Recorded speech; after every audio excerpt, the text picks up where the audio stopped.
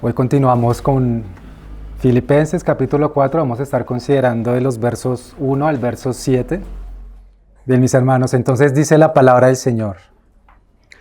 Así que, hermanos míos, amados y deseados, gozo y corona mía, estad así firmes en el Señor, amados. Ruego a Evodia y a Síntique que sean de un mismo sentir en el Señor. Asimismo te ruego también a ti, compañero fiel, que ayudes a estas que combatieron juntamente conmigo en el Evangelio, con Clemente también y los demás colaboradores míos, cuyos nombres están en el libro de la vida. Regocijados en el Señor, siempre. Otra vez digo, regocijados. Vuestra gentileza sea conocida de todos los hombres. El Señor está cerca. Por nada estéis afanosos, sino sean conocidas vuestras peticiones delante de Dios en toda oración y ruego, con acción de gracias. Y la paz de Dios, que sobrepasa todo entendimiento, guardará vuestros corazones y vuestros pensamientos en Cristo Jesús. El Señor Jesucristo, cuando iba, antes de llegar a Getsemaní, cuando le iban a tomar ya para ir a la cruz, hacía una oración intercesora. En esa oración intercesora, el Señor, una de las cosas que oraba era al Padre diciendo: la gloria que me diste yo les he dado, para que sean uno solo como yo en ellos y tú en mí, para que sean perfeccionados en unidad. Era una de las muchas cosas que el Señor oraba al Padre en ese momento, intercediendo a favor de la iglesia, de sus discípulos que estaban en ese momento con Él, pero que dentro de poco tiempo ahí iban a ser dispersos por causa de todo el grupo que iba a arremeter contra el Señor. Y en esta oración, hermanos, cuando el Señor dice que la gloria que me diste yo les he dado, para que sean perfeccionados en unidad, es evidentemente una oración intercesora en la cual el Señor Jesús sigue orando a favor de su iglesia, a favor de nosotros, delante del Padre allá en los cielos. Es una oración, mis hermanos, que trae gloria porque la gloria es unidad. La gloria es unidad porque evidentemente en la Trinidad hay gloria. Y la Trinidad ha sido una sola, Padre, Hijo y Espíritu Santo eternamente. Y eternamente han estado en armonía. Y en esa unidad, hermanos, es la que el Señor también hoy desea que como iglesia nosotros podamos ver a través de lo que el Espíritu ponía a Pablo, acá los hermanos filipenses, y es lo que en este pasaje que hoy vamos a estudiar, mis hermanos, también nos acoge. Cuando el Señor decía que fuéramos perfeccionados en unidad, es algo que es constante. Es una escala que va continuamente, pero es una perfección que implica trabajo. Una perfección que se va dando a través del tiempo y a través del trabajo continuo de la iglesia, que tiene también implicaciones de poder ver la profundidad de la palabra, de lo que el Señor nos dice, de lo que el Espíritu Santo nos dice, lo que significa la unidad. Entonces, en esa perfección de la unidad, mis hermanos, comenzamos acá con este pasaje, y es lo que Pablo entonces está anunciando acá a los hermanos. Hay unos nombres acá específicos que Pablo cita, y es interesante ver esto con unos colaboradores, pero aún antes de eso, y para retomar acá, hermanos, desde el verso 1, Pablo está diciendo entonces: hermanos míos, amados y deseados, gozo y corona mía. Pablo entonces con esto está manifestando palabras que muestran con certeza los resultados del trabajo de él allá en la iglesia de Filipos, junto con los demás colaboradores. Cuando Pablo está diciendo que Filipos es el gozo y la corona de él, mis hermanos, Pablo de ninguna manera está queriendo robar o pretender hacerse algo para sí mismo que él no ha hecho, sino que al contrario, Pablo puede decir con esa certeza de que ha tenido un trabajo arduo, un trabajo fuerte, un trabajo dispuesto allá en la iglesia, y Pablo les está diciendo entonces a ellos que son su gozo y son su corona. ¿Por qué son la corona de Pablo entonces? Porque Pablo ha invertido tiempo allá en los hermanos. Pablo ha estado dispuesto a trabajar para la iglesia, y Pablo puede decir entonces que hay unos resultados del trabajo de él allá en los hermanos, y después de eso está diciendo, con ese principio que él dice de gozo y corona mía, los exhorta a ellos diciéndoles: estén firmes en el Señor. ¿Sí? Ahora bien, mis hermanos, acá, para el tema de la corona o la palabra de la corona, hay dos términos griegos para esto que tienen trasfondos diferentes. Uno es como una especie de diadema, que quiere decir como la corona real, la corona de un rey, pero el otro, que es el que se aplica en este caso, el que Pablo utiliza, es de la palabra griego que dice Estéfanos, que es la que aparece acá, y esta a su vez tiene dos trasfondos. El primero de estos trasfondos es que la corona, es esa corona más bien que recibía el atleta vencedor en los Juegos Deportivos griegos. Recordemos, hermanos, que a Pablo le gusta utilizar bastante esta figura de los Juegos Atléticos, los Juegos Olímpicos, que por ese momento también eran bastante conocidos y eran muy llamativos. Entonces, en esos Juegos, incluso hoy en día también se ven en los Juegos Olímpicos, en ese momento también se hacían hojas de olivo silvestre como entretejidas con perejil verde y laurel para colocar en la cabeza de aquellos atletas que ganaban una competencia. Entonces, el ganar esa corona para ellos era la cima de sus aspiraciones, era la cima del atleta. Y el segundo trasfondo de esto es que la corona con la que se adornaban los invitados de un banquete en alguna ocasión festiva. Entonces es el trasfondo que Pablo está mostrando acá, y es como si Pablo está diciendo a los filipenses entonces que era la corona de todos sus esfuerzos y que allá en el banquete final de Dios serían también su corona. Porque evidentemente, mis hermanos, el trabajo que estaba sobre los hombros de Pablo se va a ver reflejado allá cuando el Señor ponga de manifiesto las obras de Pablo, de los hermanos, y en este caso las obras de la iglesia y de cada uno de los miembros. Entonces Pablo tiene esta certeza y con esto viene hablando y manifestando lo siguiente. Dice Pablo entonces, estén así firmes en el Señor. Y esta palabra firmes, hermanos, que usa acá Pablo acá, es como una palabra que se usaría para un soldado que tuviera que resistir el fragor de una batalla cuando el enemigo se lanza sobre él. Es una firmeza de la cual entonces requiere valentía. Implica esfuerzo, implica valentía, porque es entonces el soldado que tiene que arremeter en la batalla arduamente para mantenerse firme y no dejarse ganar la batalla, no perder la competencia, no perder la batalla. Es lo que Pablo está diciendo acá entonces.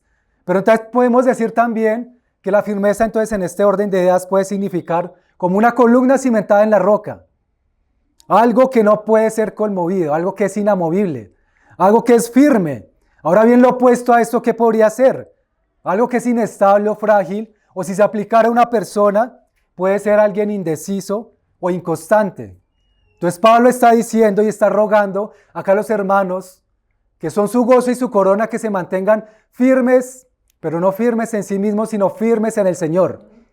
Es interesante ver, mis hermanos, que Pablo utiliza acá en los primeros 4 versos de Filipenses, en los primeros 3 versos de Filipenses capítulo 4, este término de estén en el Señor, manténgase en el Señor. 3 veces la utiliza Pablo acá, porque ciertamente, mis hermanos, como hablamos al principio, es en el Señor en el que podemos nosotros mantenernos firmes. El Señor orando allá, antes de ir a Getsemaní, oraba intercediendo por esta perfección. Y es en el Señor en el que nosotros podemos también mantener esa firmeza de la cual acá nos está diciendo Pablo. Ahora bien, hermano, ¿qué nos enseña esto de principio? Adentrándonos acá en este pasaje. Nos enseña, hermanos, que hay un valor grande, muy grande, en dedicar tiempo a un hermano para ayudarlo en su crecimiento espiritual. Esto tiene frutos, hermanos. Esto tiene implicaciones muy amplias. Esto tiene realmente un valor eterno que el Señor está tomando en su libro, que el Señor está valorando y que el Señor realmente quiere mostrarnos también a través de esto, hermanos. Hay un valor importante en darnos para los hermanos, en ayudarlos a su crecimiento espiritual. Pablo les está diciendo, hermanos, en este sentido, entonces algo a Evodia y a Síntique, que son las hermanas que aparecen acá con nombres propios. Dice Filipenses 4:2, ruego a Evodia y a Síntique que sean de un mismo sentir en el Señor. Pablo entonces empieza rogando directamente a estas 2 hermanas a través de su carta, porque hay algo entonces que está ocurriendo en ellas. ¿Qué es lo que está pasando entonces? La Biblia de las Américas lo expresa de esta forma. Ruego a Evodia y a Síntique que vivan en armonía en el Señor. Y la Nueva Traducción Viviente lo dice de esta forma, para aclarar un poco más el contexto de lo que Pablo está diciendo de por qué les pide Pablo esto a ellas, a estas 2 hermanas. Dice, ahora les ruego A Evodia y a Síntique, dado que pertenecen al Señor, que arreglen su desacuerdo. Esto es un poco más claro también y nos muestra entonces, hermanos, que estas dos mujeres, estas dos hermanas tenían entre ellas desacuerdos. Y eso que Filipenses era una iglesia madura, ¿no? Una iglesia ya que amaba al Señor, una iglesia ya conformada de acuerdo al orden establecido por el Señor, con santos, con obispos, con diáconos, pero había entonces desacuerdos entre hermanos. Es algo, hermanos, que no es fuera de cualquiera de las iglesias, como le hemos dicho anteriormente. Ahora, mis hermanos, ¿por qué era preciso para ellas y para la iglesia que se resolvieran estos desacuerdos y hacia quién tenían que dirigirse para lograr resolver este conflicto? Pablo está diciendo a ellas que le ruega que arregle su desacuerdo, pero evidentemente eso no va a ser posible si ellas primero no tienen que hacer algo o no van hacia alguien que les ayude a resolver ese acuerdo. ¿Sí? Lo podemos expresar, hermanos, con esta siguiente figura para poder entender incluso cómo esto influye no solo en la vida de dos hermanas, como es en este caso, sino en la vida completa de iglesia. Todos conocemos el fútbol, alguna vez lo hemos visto. Sabemos que un equipo de fútbol se conforma por 11 jugadores. Estos 11 jugadores a su vez están dependiendo de un entrenador que los dirige para poder ganar un partido, que es el objetivo de ellos, ¿no? ¿Qué pasa si estos 11 jugadores prescinden del entrenador? ¿Qué pasa si el entrenador les hace falta? Evidentemente estos 11 jugadores, en su deseo de ganar el partido, en su deseo de lograr un marcador, van a inclinarse a querer jugar de manera individual y a su manera. Y evidentemente esto ¿qué va a traer? Va a traer desunión, va a traer desintegración, va a traer peleas incluso entre los mismos jugadores. Esto yo creo que en algunas veces que hemos llegado a ver un partido de fútbol puede pasar esto. Se puede presentar en un equipo que haya mucha unión porque hay un entrenador maduro que los está cogiendo, que los está guiando, o puede haber un equipo en donde se presente desunión y peleas por causa de que ellos prescinden de su entrenador o lo pasan por alto. Ahora bien, mis hermanos, nuestro entrenador, ¿quién es? Nuestro Señor Jesucristo. Si prescindimos de Él, si no lo tenemos en cuenta, ¿qué va a pasar? Evidentemente va a haber desunión, va a haber desintegración, van a haber peleas, van a haber desacuerdos, porque vamos a prescindir de aquel que es nuestra cabeza. En el Señor Jesucristo, evidentemente, que es nuestro entrenador, necesitamos entender que no podemos amarnos los unos a los otros y menos aún resolver conflictos entre nosotros a menos que lo amemos a Él primero. Si no amamos a Cristo, hermanos, el amor que nosotros reflejamos hacia los demás evidentemente es un amor pasajero. Cristo es la razón de ser, ¿no? Jesús dijo en su palabra, el que me ama a mí, mi palabra guardará. Hay un principio acá con esto. Y el principio elemental es que si nosotros realmente estamos reflejando un amor al Señor, estamos también reflejando amor a la palabra del Señor. No podemos separar al Señor de su palabra, ni la palabra es del Señor. Si amamos al Señor, estamos reflejando un amor a su palabra, la palabra que nos está diciendo, pónganse de acuerdo entre ustedes, pónganse de acuerdo entre sus hermanos, pónganse de acuerdo porque si ustedes me aman a mí, entonces ustedes por amor a mí, van a poder resolver los conflictos. Partamos de eso, hermanos. Por eso Pablo insiste en que sean el Señor. Estén firmes en el Señor. Ahí voy a decirte que sean de un mismo sentir en el Señor. Porque es la base elemental, hermanos, de nuestra unidad. Es la base elemental de nuestro crecimiento en la perfección de la unidad. Cristo Jesús. Evidentemente, hermanos, Dios nos manda a tener un compañerismo fiel, ¿no? Y sincero entre los hermanos. Hermanos, el compañerismo promueve la confianza. Si no hay compañerismo, hay desconfianza. Y cuando hay desconfianza, entonces, hermanos, podemos ver la falla del otro hermano con unas gafas muy grandes. Si no hay compañerismo, hermanos, si no hay confianza, evidentemente va a haber todo lo contrario. Desintegración y desconfianza. Y la confianza entre hermanos facilita la resolución de los conflictos.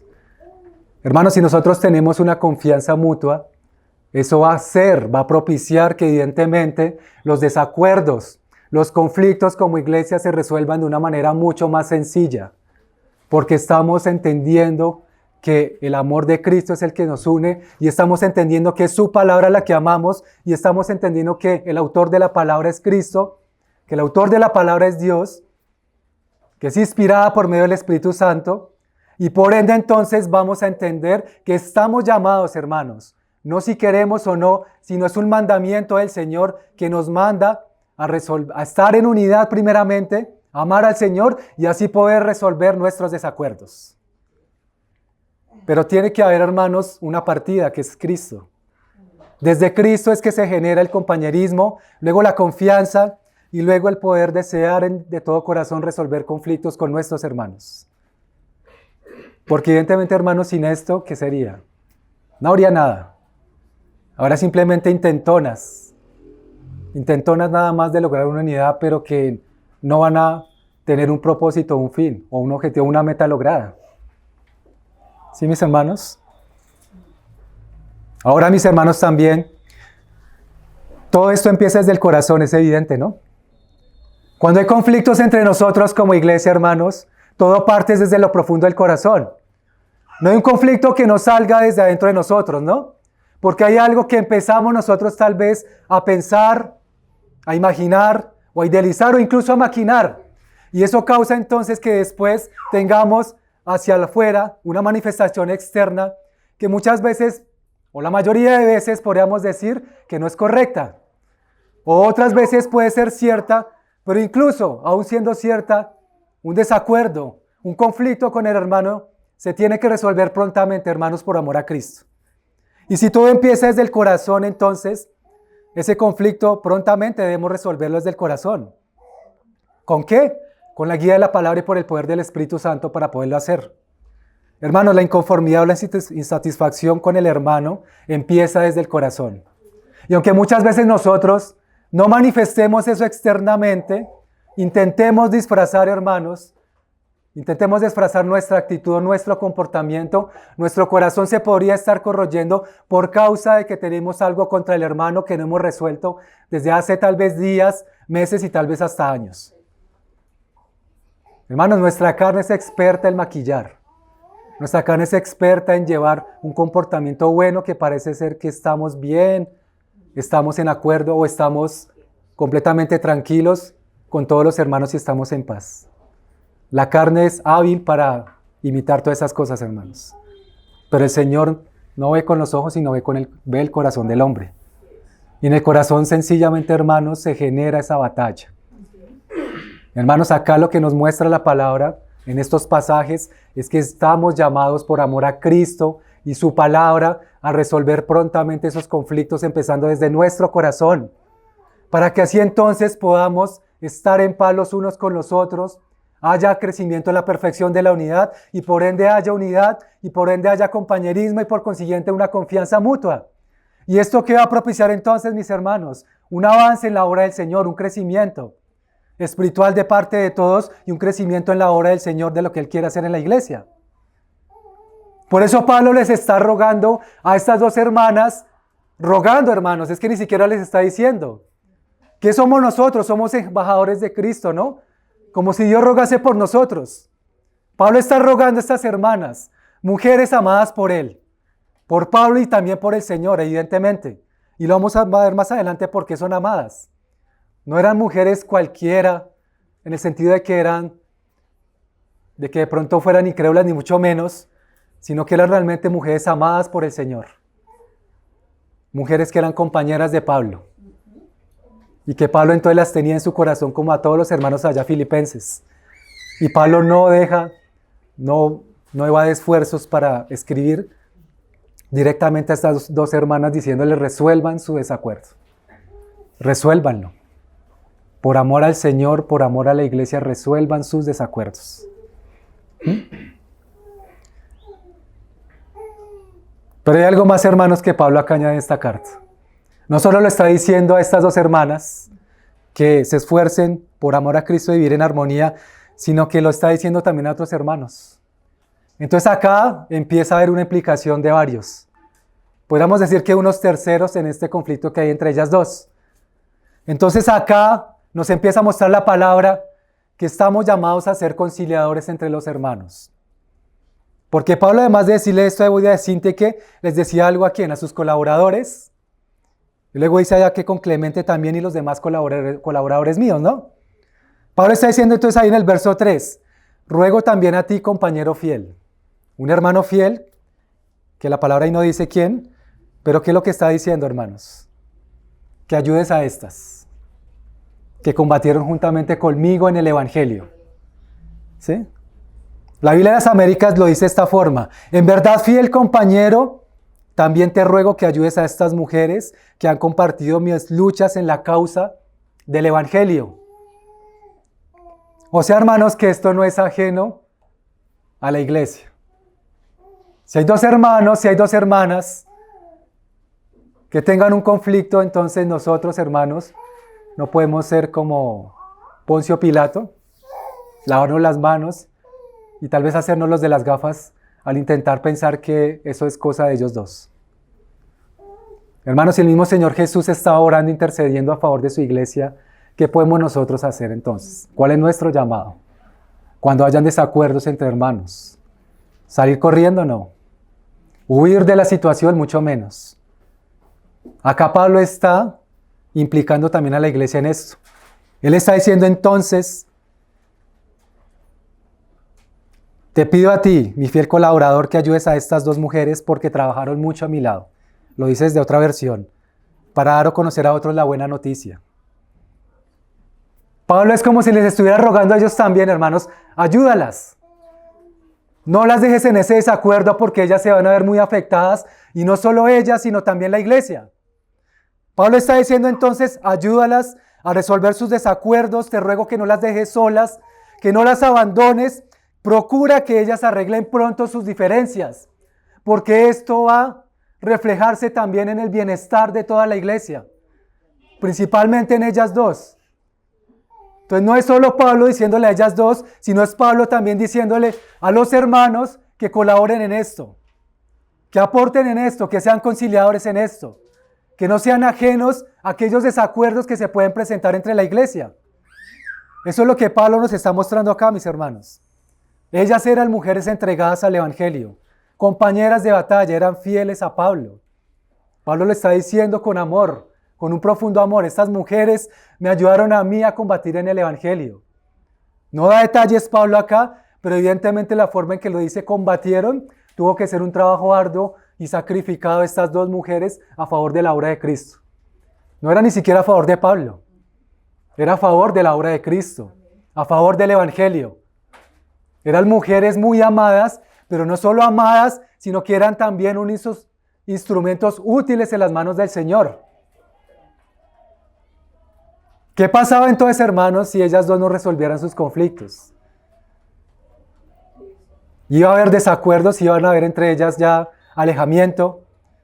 La iglesia como el cuerpo de Cristo iba a sentirse también por eso, pero además de todo eso, la obra de Cristo se iba a detener. ¿Sí? Hermanos, ¿estamos entendiendo el valor tan importante de cada uno de los miembros de la iglesia? Cada miembro, hermanos, cada 2 miembros, cada 3, son supremamente importantes para el corazón, en el corazón de Dios, hermanos. Amén. Nosotros como iglesia, hermanos, estamos llamados también a ser conciliadores en la iglesia. Estamos llamados a interceder por los hermanos cuando haya conflicto. Estamos llamados a orar en ruego y súplica a favor de los hermanos. Pero no solo eso, hermanos, sino también a intervenir, si es necesario, para ayudar a resolver conflictos. No solo es nuestra santificación, hermanos. No solo es la de nuestra familia. Tal vez a veces muchos de nosotros fallamos en eso. Es la santificación de la iglesia. Es que somos todas las ovejas del Señor, hermanos, y estamos acá en un redil. Y el Señor nos está acogiendo es para salvaguardarnos unos a los otros. Todos, hermanos. Si el hermano nuevo que llegó hace una semana tiene conflictos con su esposa, nosotros no vamos a decir que como él llegó hasta ahora es nuevo, entonces todavía no podemos hacer nada.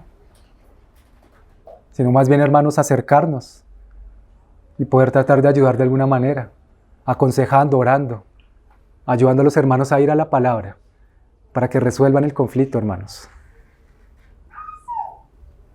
Nosotros, hermanos, muchas veces decimos que lo que nos dice la palabra evidentemente es que el cuerpo se duele, cuando hay un miembro que o se aparta, o esto, hermanos. Pero tenemos que pasar de la teoría a la aplicación. Y la aplicación es sencilla, hermanos, como nos muestra la palabra. Es evidentemente estar atentos a la vida de nuestros hermanos, a la vida entre nosotros mismos para guardarnos, para cuidarnos, para acercarnos, para hacer esos muros en la terraza para que ninguno caiga. Porque es la manera, hermanos, en que el Señor lo dice, y es un mandamiento. ¿No es el segundo mandamiento del Señor, mis hermanos? Ámense unos a otros como yo los he amado. Es un mandamiento, hermanos. No es si nosotros decidimos cogerlo o no tomarlo.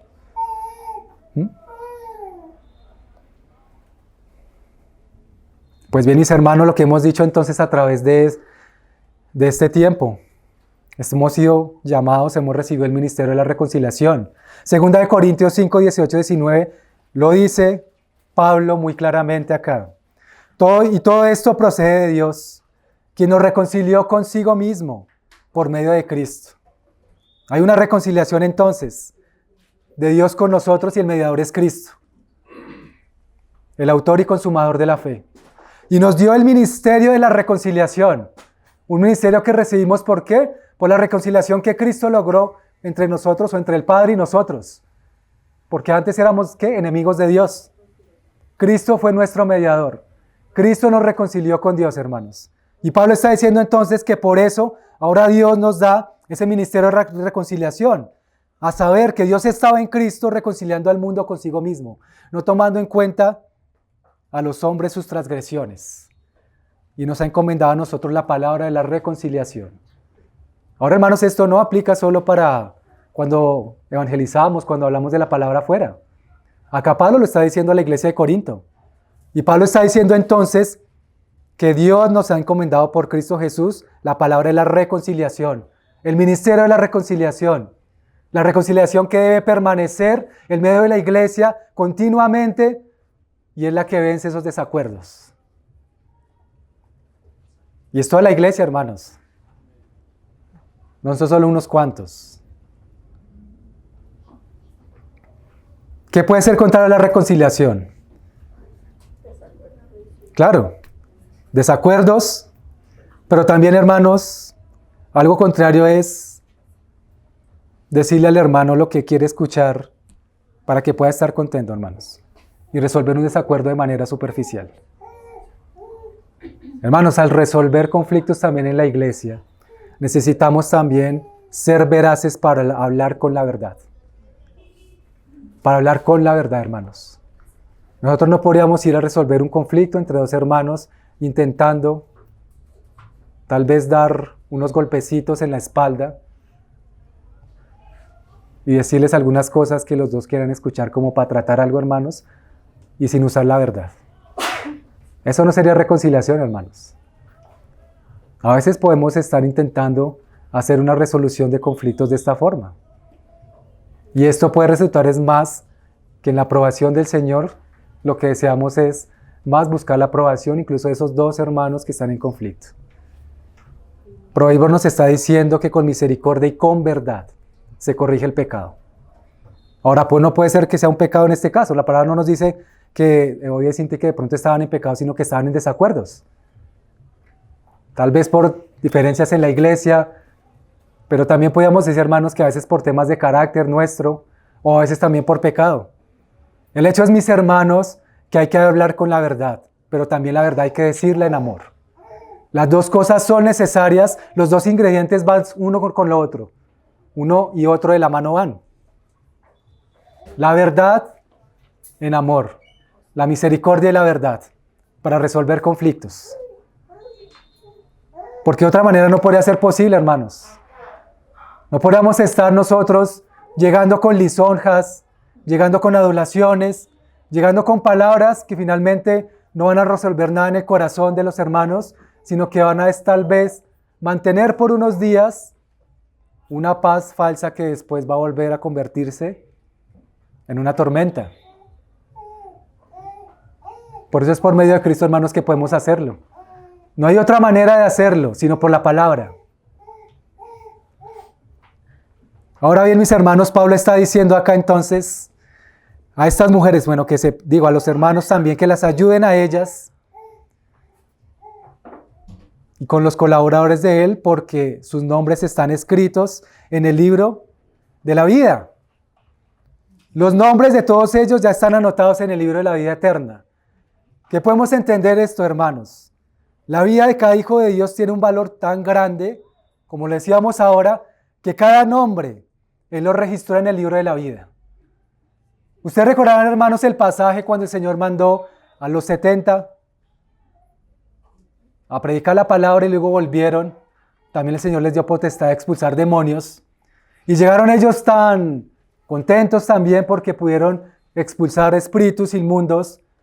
Y el Señor entonces los para y les dice: yo vi a Satanás caer como un rayo desde los cielos. Y les dice a los hermanos: no se alegren ustedes por estas cosas. Alégrense porque sus nombres están inscritos en los cielos. Porque sus nombres están escritos en el libro de la vida. Alégrense por eso. Y en ese sentido, hermanos, es lo que acá está diciendo Pablo, el valor que tienen entonces estas hermanas, de que son hijas del Señor y están inscritas en el libro de la vida, y por lo cual entonces hay que hacer todos los esfuerzos para que ellas resuelvan sus conflictos, sus desacuerdos.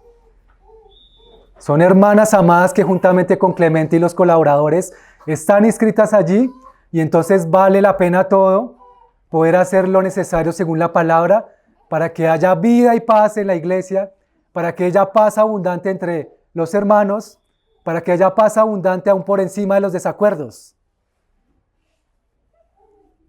Hermanos, cada alma que Cristo ha redimido es infinitamente valiosa para el Señor. Y así lo debería ser para nosotros.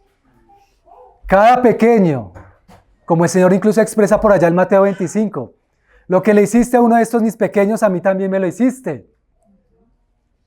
Hermanos, si esa palabra sí que es seria, ¿no? Cuando el Señor dice que separa las ovejas de los cabritos, le está diciendo a los cabritos es que no me visitaste, no me diste comer, tuve sed y no me diste beber. ¿Cuándo te hicimos esto? Tanto y tanto y tanto, cuando no le hiciste esto a mis pequeños, a mí tampoco lo hiciste. Y le pregunta lo mismo a las que separa a la derecha entonces. Venid benditos de mi Padre, heredar el reino. Porque tuve sed y me diste de beber, estuve enfermo y me visitasteis. Cada pequeño del Señor, hermanos, tiene un valor incalculable. Nosotros, hermanos, no podemos arremeter contra algún hermano o hermana de una manera ligera, hermanos. Nosotros no podemos arremeter bajo nuestros conceptos o nuestras opiniones de lo que pensamos que ese hermano tiene que hacer o debe hacer, hermanos. Hay una palabra establecida, de unas normas como Pablo nos viene mostrando acá, para que haya un mismo sentir en la iglesia y bajo ese mismo sentir nosotros nos conduzcamos bajo esas mismas normas para que haya paz y haya crecimiento en la perfección de la unidad. Son las normas del Señor, hermanos, y nosotros no las podemos alterar y no tenemos el derecho de alterarlas. Y si lo hacemos, entonces hay consecuencias. Consecuencias como la desintegración, consecuencias como que tendremos que dar cuentas delante del Señor si arremetemos de una forma liviana o si arremetemos contra un hermano. Hermanos, recordemos esto, cada pequeño de la iglesia es muy valioso para Jesús, para Cristo y para el Padre y para el Espíritu Santo. Cada uno, hermanos, de los que estamos acá.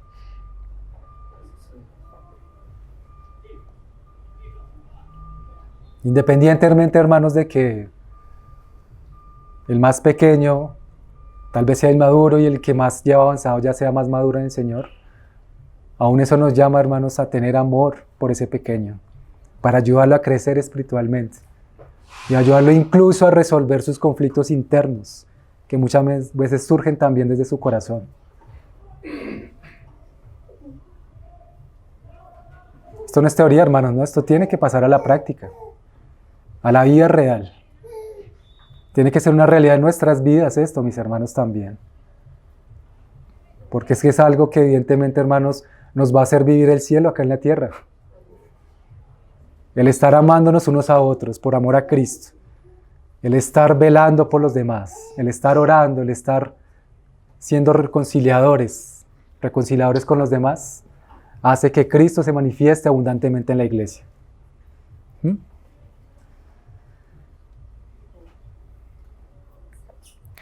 Y es algo así como esto, hermanos, una especie de alegoría. ¿Qué es lo que puede sentir un padre de familia, al ver que dos de sus hijos, o si tiene 3 o 4, están en conflicto, están en desacuerdo, y no tienen ninguna intención de arreglar sus diferencias? ¿Sería eso muy grato para el padre? De ninguna manera lo sería. Eso traería mucho dolor al corazón del padre, ¿no? Ahora, mis hermanos, si esto pasa en nosotros que somos malos, como el Señor lo dice allá, ustedes que dan buenas dádivas a sus hijos aún siendo malos, si nosotros somos malos, hermanos, ahora cuánto más nuestro Padre nos siente el dolor cuando cada uno de nosotros, sus hijos, deseamos mantenernos en desacuerdos con nuestros hermanos. Hermanos, ¿no se han puesto a pensar también el peso de lo que significa esa palabra hermano? Nosotros lo podemos entender desde el contexto familiar, ¿no? Mi hermano de sangre.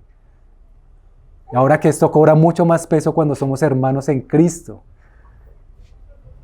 ¿Qué significa esa palabra para cada uno de nosotros? Hermano, hermana. Cobra peso, ¿no? Y cobra peso muy grande al ver que somos hermanos porque el único Hijo de Dios, el unigénito Hijo, dio su vida por nosotros para hacernos hijos de nuestro Padre que está en los cielos. Y nuestro Padre, hermano, se contrista por su Santo Espíritu cuando no lo hacemos, cuando somos rebeldes contra Él, delante de Él, cuando no queremos las cosas, no queremos sujetarnos, queremos hacer las cosas a nuestra manera y rechazamos al hermano, somos rebeldes, no queremos resolver cosas, pues ahí el Señor se contrista, hermanos.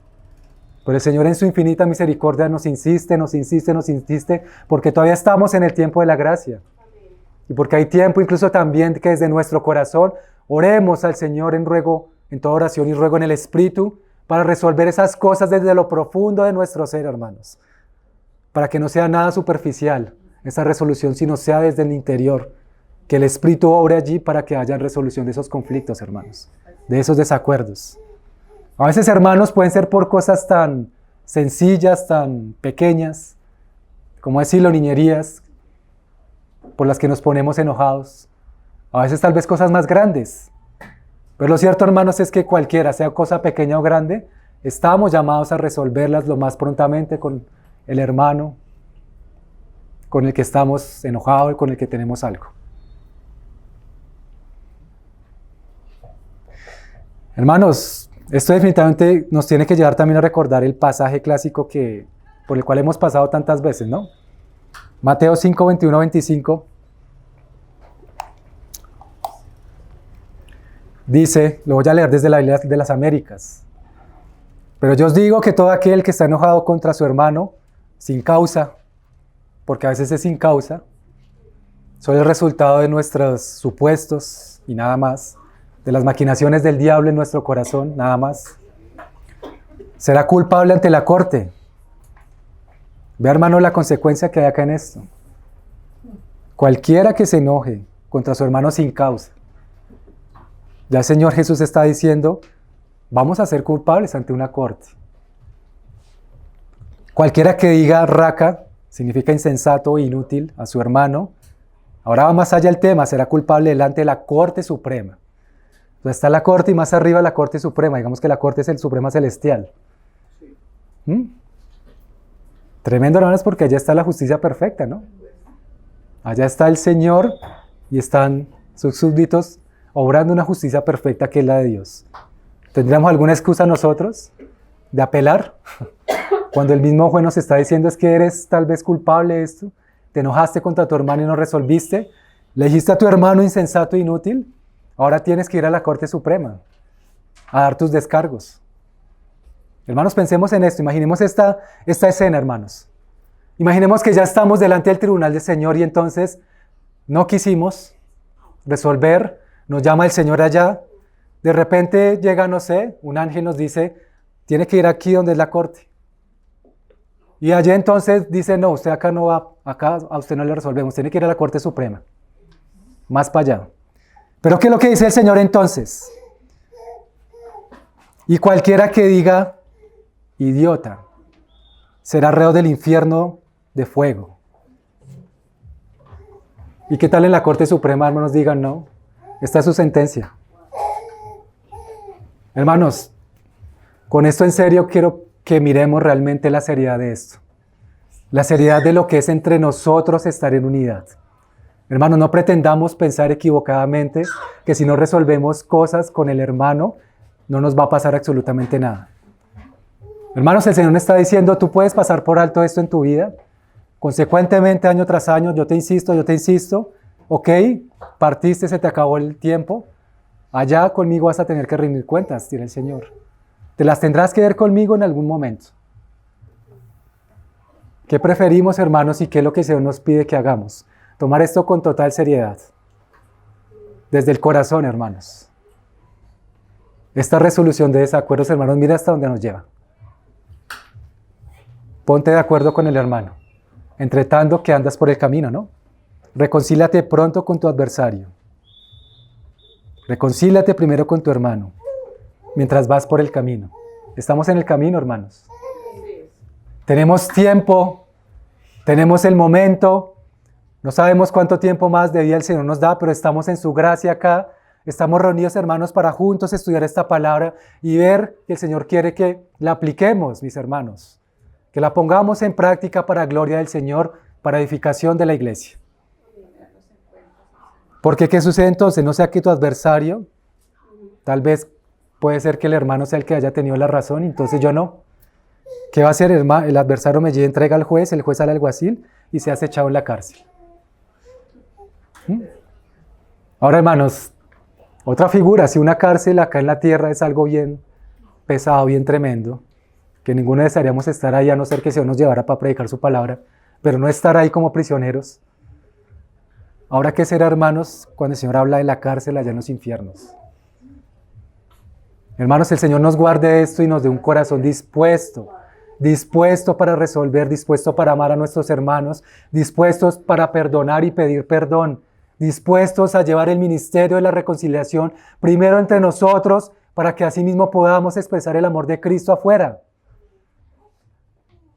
Hermanos, pueden haber diferencias, claro, el Señor no dice que no. Pueden haber desacuerdos, el Señor no dice que no. Pueden haber conflictos, el Señor no dice que no los haya. En todas las iglesias están habido, en la iglesia del Nuevo Testamento las ha habido, acá mismo en Filipenses lo estamos viendo. Pues el Señor nos dice, hermanos, que su gracia es mayor, que su palabra es poderosa para resolver estas cosas entre nosotros, que su palabra tiene poder y su espíritu obra en nosotros y lo dejamos obrar para resolver todas estas cosas. Y lo hace el Señor tan preciosamente que lo hace desde lo profundo de nuestro corazón, no de manera superficial. Sigue diciendo Pablo ahí entonces, regocijados en el Señor, siempre. Acá viene, hermanos, otra vez el aliento y la esperanza. Otra vez digo regocijados. Desde la traducción del lenguaje actual, esta Biblia, lo expresan de esta forma las palabras de Pablo. Vivan con alegría su vida cristiana. Lo he dicho y lo repito. Vivan con alegría su vida cristiana. Regocíjense en el Señor. Y que todo el mundo se dé cuenta de que ustedes son buenos y amables. O sea, hermanos, hay algo acá entonces, Pablo está diciendo, y por causa acá tal vez del desacuerdo que había entre las hermanas, hermanas, vengan y regocíjense en el Señor. Miren que el Señor está cerca de ustedes y está cerca con dos propósitos. Primero, para dar ese gozo y esa alegría que solo Jesús la puede dar. Y segundo, porque el Señor está cerca probando sus corazones a ver si tienen gentileza y amabilidad con su prójimo, primeramente con sus hermanos. El Señor está cerca, hermanos, dice Pablo acá. Ahora bien, mis hermanos, cuando Pablo dice acá regocijo, esto indudablemente tiene que ver con el gozo, ¿no? El gozo en Cristo Jesús. El gozo que solo el Espíritu nos puede dar. Para que ante cualquier circunstancia, hermanos, porque sabemos que el gozo nada tiene que ver ni con las cosas materiales, ni con las circunstancias externas que estemos viviendo, porque eso a la larga es un gozo temporal. El gozo completo siempre está en Cristo, hermanos. El gozo completo lo podemos tener aún en las peores circunstancias. O no lo podemos, o en las mejores circunstancias no lo podemos tener, hermanos. Recordemos qué pasó con Adán allá en el Edén. Todo lo tenía. Todo. No fue suficiente para él el gozo de Dios, sino que comió del árbol. Ahora Cristo Jesús, en una situación tan difícil en el desierto después de 40 días sin comer, tuvo gozo en el Padre y venció al enemigo. Entonces vemos, hermanos, el gozo no depende de ninguna circunstancia, el gozo más bien depende de estar completamente satisfechos y con una plenitud que nos hace ver que podemos estar en un sentir de la profundidad de la presencia de Dios en nuestras vidas, en cualquier momento. Y que nada tiene que ver con lo de afuera. Tal vez las hermanas acá, Evodia y Sintique, estaban tan agitadas, tan angustiadas, porque estaban entre ellas con roces, con choques. Y tal vez Pablo está diciendo, hermanas, regocíjense en el Señor, porque Él está cerca y está mirando ustedes cómo están andando. Resuelvan. ¿Sí? Entonces, ¿qué podemos decir también acerca de este regocijo, hermanos? Al tener un permanente estado de gozo en Cristo, comprendiendo que nuestra alegría se alimenta de nuestra cercanía con el Señor, es entonces cuando podemos ser gentiles y amables con todos los demás. Hermano, la gentileza, la amabilidad nunca va a llegar intentando nosotros hacer algo sin el gozo en Cristo Jesús. Podemos ser tal vez amables por un momento, pero después ya estamos contrarios, ¿no? Podemos tener a veces una amabilidad emocional, pero luego ya cambia eso. Y esto evidentemente, hermanos, también implica un trabajo, ¿no? Un trabajo de entender también lo que significa el gozo y el regocijo en el Señor Jesucristo para poder caminar constantemente en esa alegría y transmitirla entre los hermanos. La gentileza y la amabilidad evidentemente provienen de un gozo en el Señor que nos satisface y que completamente nos llena y continuamente lo hace. Ahora quisiera leer acá algo, mis hermanos, con respecto a esto que está expresando Pablo acá. Miguel Núñez dice lo siguiente: si Dios ha cultivado la bondad en el interior de un corazón por medio de su Espíritu, es natural que haya una expresión externa de benignidad, gentileza o amabilidad hacia los demás, tanto en palabras como en acciones. Hermanos, ¿cómo nos cuesta esto a varios de nosotros?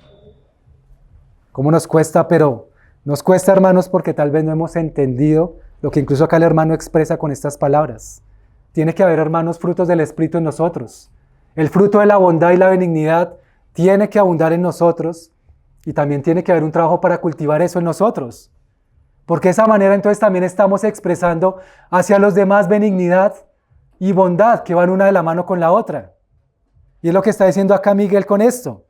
A su vez Miguel está expresando un comentario de un autor que se llama Albert Barnes, que dice lo siguiente: la benignidad se opone a un temperamento áspero y malhumorado.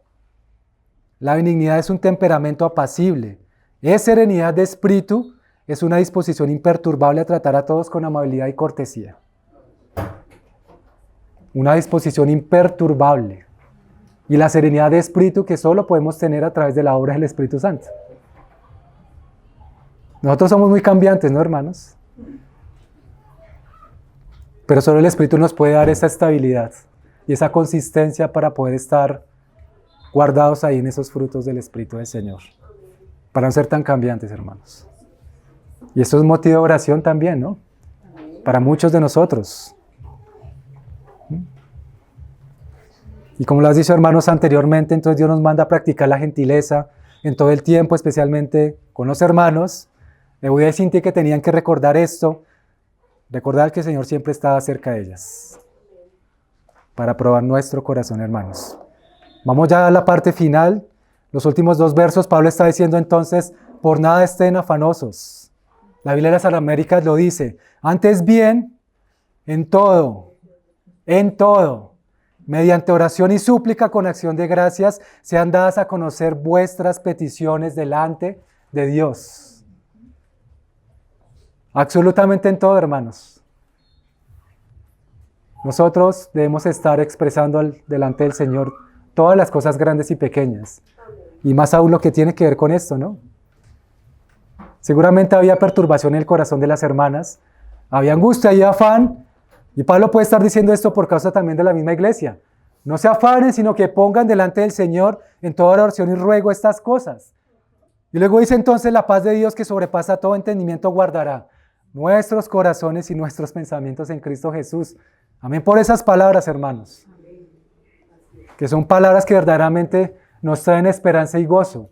Es el Dios que nos trae una paz que sobrepasa nuestro entendimiento.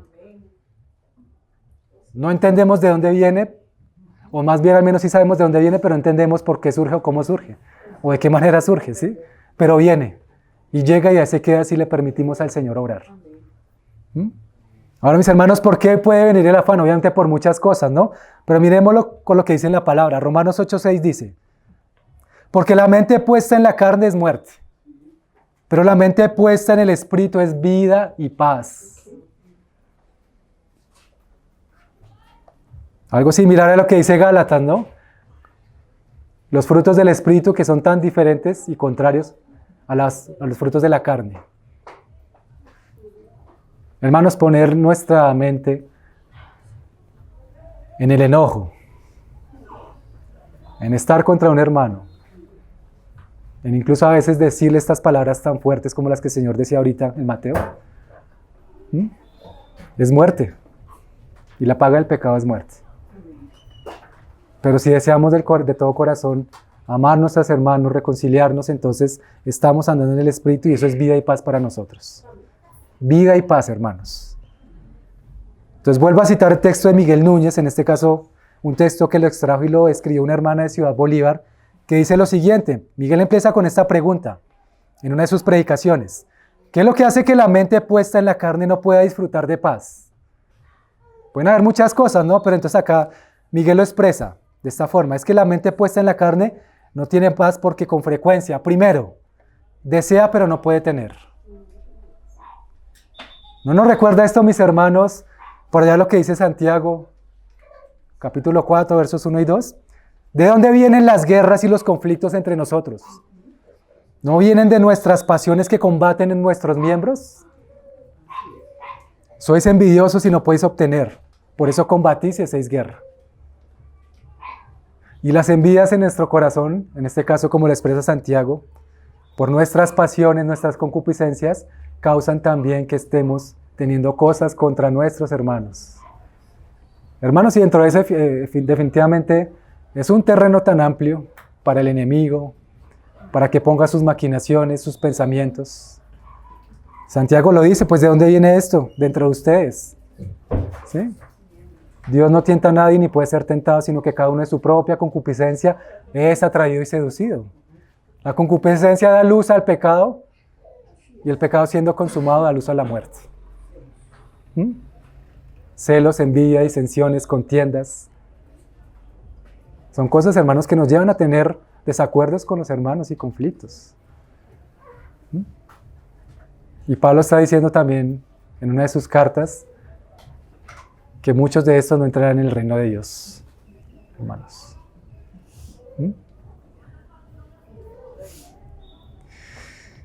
El segundo punto que plantea Miguel es que aquel que no puede tener paz porque tiene la mente puesta en la carne es porque planifica, calcula, manipula, pero no puede hacer que ocurra.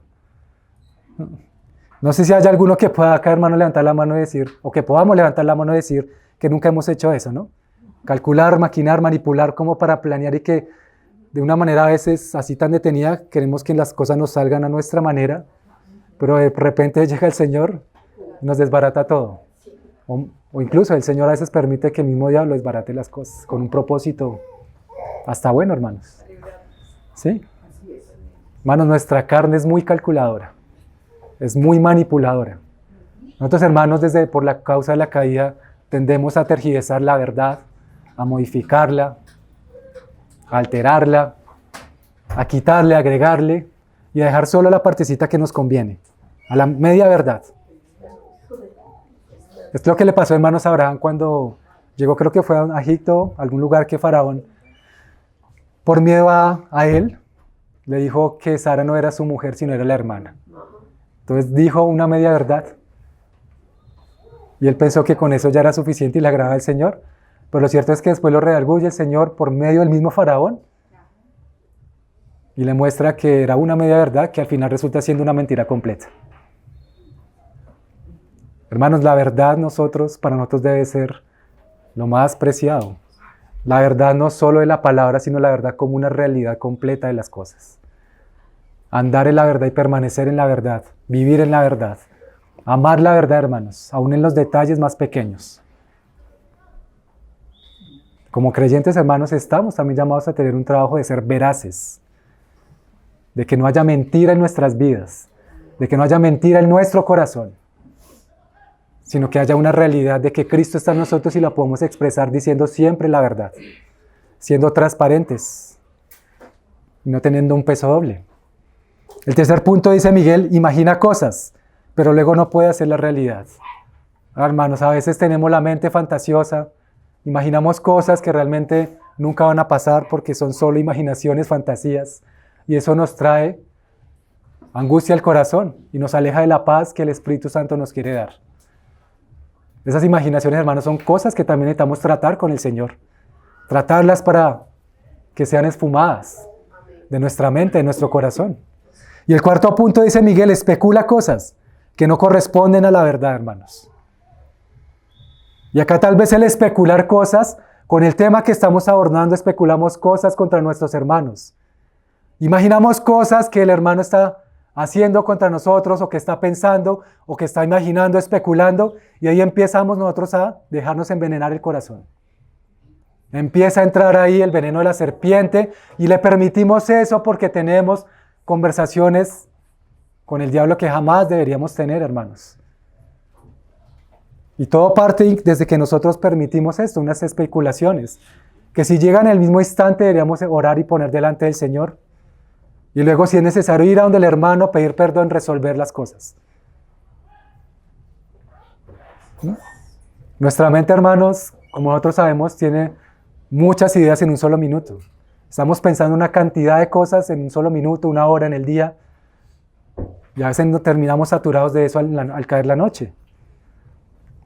¿Qué significa esto, hermanos? Que para tener también esa paz que sobrepasa todo entendimiento, ese fruto del Espíritu, nosotros debemos también dejar que el Señor obre y trabajar en nuestros pensamientos para que nuestros pensamientos sean entregados al Señor y aprendamos a tener dominio propio de nuestra mente. Para dejar solo que el Señor hable y que Él acalle las voces ajenas, hermanos. Y en este caso, las voces ajenas que vienen a ponernos especulaciones contra los hermanos. Hermanos, sabemos que Satanás es experto en eso, ¿no? Él quiere y siempre ha querido desintegrar la iglesia.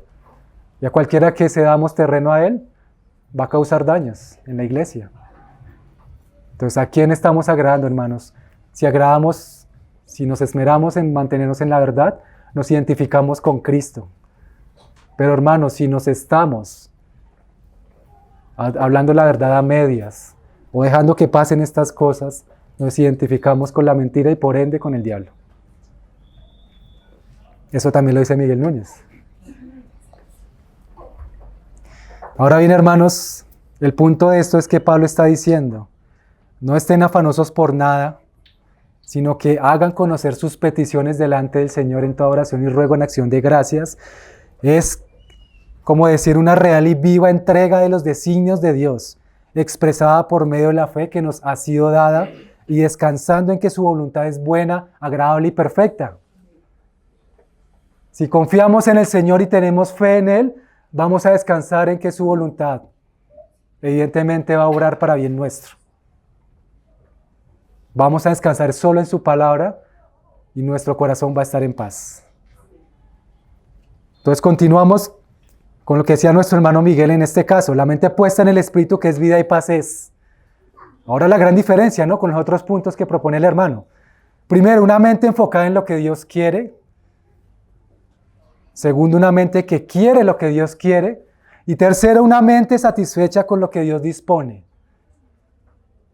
Es tan contrario a esto, mis hermanos, a lo que es una mente inestable, una mente en la carne. En este caso, una mente llena de paz por el Espíritu ya está enfocada en solo lo que Dios quiere.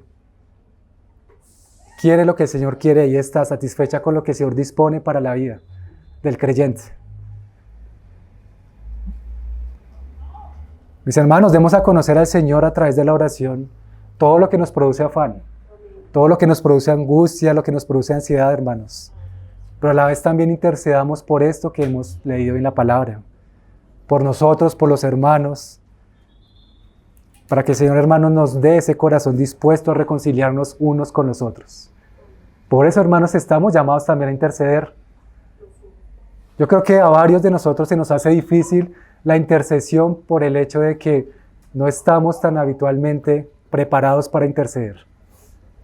Ahora, hermanos, no pensemos que la intercesión no es únicamente unos cuantos minutos orar por el hermano y ya. Alguna vez lo leíamos acá tomando un autor acerca de lo que significaba la intercesión, que tiene que ver mucho con lo que dice Pablo en Romanos acerca de cómo el Espíritu intercede por nosotros con gemidos indecibles, hermanos. Nosotros juntamente con el Espíritu deberíamos estar batallando a favor también de la unidad de la iglesia, así como también muchas veces nos preocupamos por la salvación de nuestros seres queridos. Es incluso más importante, mis hermanos, aprender a interceder y tomar el hábito de interceder hasta el ruego y hasta las lágrimas por la iglesia y por los hermanos. Que esto no es cuestión, mis hermanos, de tan solo un tiempo, unos cuantos minutos. Que el Señor, mis hermanos, también nos dé entendimiento en todo, como Pablo se lo decía a Timoteo. En este caso de que el Señor cargue acá en nosotros como iglesia un corazón intercesor a favor los unos por los otros. Dice un hermano al respecto de esto, la historia es de los intercesores. Porque a través de la intercesión es que nosotros le decimos al Señor que obre, para que el Señor obre poderosamente en la vida de aquellos por los cuales intercedemos. Podemos decirlo de una forma, hermanos, si es que la oración es como el primer escalón, la intercesión le sigue a la oración. O sea, es más allá, más profunda. Aún el Señor desea que intercedamos. Pero también puede suceder esto, hermanos. Cuando carecemos de fe, ¿qué pasa entonces? Claro, presentamos al Señor una angustia, una ansiedad. Pero al terminar de orar, continuamos afanados con eso mismo. ¿Qué hemos hecho? Seguramente quisimos ir al Señor, pero resultó que nunca nos encontramos con Él porque carecíamos de fe. Y al carecer de fe, entonces, el Señor no escucha la oración y evidentemente seguimos con esa carga en nuestro interior. Esa angustia, es que esto que me pasa con el hermano, que no puedo resolverlo, es que el hermano me tiene enojado, etc. Y seguimos intranquilos, mis hermanos. Entonces Pablo está diciendo, lleven esto al Señor. Llévenlo allá. No se afanen, sino que sus oraciones sean conocidas delante del Señor. Y evidentemente siempre el Señor nos dice qué hacer, ¿no? Nos dice qué hacer, hermanos. Recuerdo anoche incluso que nuestro hermano José nos ponía un ejemplo, ¿no? Muy precioso lo que pasó en algún momento, que quería decirle algunas palabras a alguno de sus hijos y de pronto estaba un poco airado, pero él decidió llegar y orar y después de coro el Señor le cambió todas las palabras que iba a decir. Porque ahí hubo paz, hubo entendimiento y hubo reconciliación. Diferente que tal vez se hubiera actuado en la carne. Así, hermanos, nosotros, porque a veces, hermanos, nosotros a veces somos expertos en la carne de llenarnos de misiles contra los hermanos. En nuestra mente decimos, es que es esto, y este es esto, y esto, y esto, y llenamos nuestro listado de decretos contra el hermano, como con 10 o 20 cosas. Hermanos, y acá ¿cómo decirlo? Lo absurdo es que a veces incluso esos no somos ni siquiera capaces de llevarlo al hermano, o al Señor primeramente, sino que quedamos con eso en el corazón. No lo resolvemos. Y entonces ahí llegan todo ese revuelto de cosas. Una mente andando en la carne que no tiene paz. Pero será, mis hermanos, que cuando lleguen esos pensamientos de los hermanos a nuestro corazón, sepamos de una vez que eso no viene del Señor. El Señor nunca pretendería dividir su reino. Nunca pretendería hablarnos a nosotros en contra de algún hermano. Eso es obra de Satanás, hermanos. Y en ese instante deberíamos parar esos pensamientos y irnos delante del Señor a pedirle que nos guarde y que bendiga la vida de aquel hermano del cual el diablo viene a acusarlo hacia nosotros. George Mueller decía al respecto de la oración y esto, hermanos, que estamos tocando acá último, lo siguiente: una gran falta de los hijos de Dios es que no son persistentes en la oración. No es suficiente comenzar a orar ni orar correctamente, ni es suficiente continuar orando por un tiempo. Debemos continuar en la oración pacientemente, creyendo con fe hasta que obtengamos una respuesta. Esa es la verdadera oración, hermanos. Esa es la verdadera intercesión. Hasta que obtengamos una respuesta de parte del Señor, no dejar de orar. Müller decía eso, ahí está el secreto. El secreto es no dejar de orar, no desfallecer, sino que seguir insistiendo hasta que el Señor responda.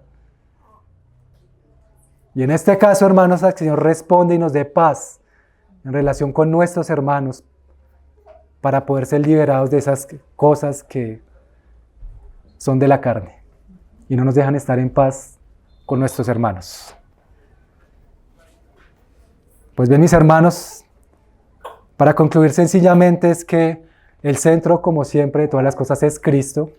Cristo es el que da la paz que sobrepasa todo entendimiento. Solo en Cristo podemos amar a nuestro prójimo. Solo en el Señor podemos estar firmes para resolver desacuerdos. Podemos estar regocijados en el Señor, descansar en Él por medio de la oración, poniendo todo delante de Él, mis hermanos, para que así mismo nosotros luego podamos, como actores activos, una vez nos hemos encontrado con el Señor y orado, actuemos activamente para resolver esos conflictos, mis hermanos. Amén.